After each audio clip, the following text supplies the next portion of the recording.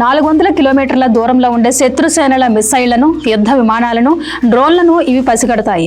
భారత్ ఉపరితలంలోకి ప్రవేశించక ముందే ఎనిమీ టార్గెట్లను ఈ వ్యవస్థ కూల్చివేసే సత్తా కలిగి ఉంది. గ్రౌండ్ టు ఎయిర్ టెక్నాలజీతో ఈ వ్యవస్థ పనిచేస్తుంది. అంటే భూమి నుండి ఆపరేట్ అవుతూ ఉపరితలంలోకి మిస్సైళ్లను పంపుతుంది.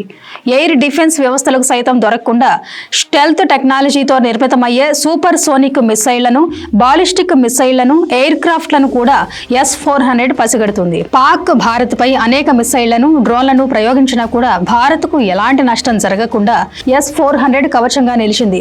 పాక్కు సంబంధించిన యుద్ధ విమానాలు తమ భూభాగంలో విహరించేందుకు కూడా వెనకడుగు వేశాయంటే అందుకు కారణం ఈ S-400.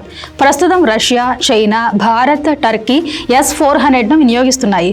ఈ టెక్నాలజీని కొనుగోలు చేయడానికి ప్రయత్నించిన దేశాలపై అమెరికా ఆంక్షలు విధిస్తూ ఉండటం S-400 కొనుగోలుకు అధిక మొత్తం చెల్లించాల్సి రావడంతో ప్రస్తుతం 4 దేశాలు మాత్రమే S-400 టెక్నాలజీని కలిగి ఉన్నాయి.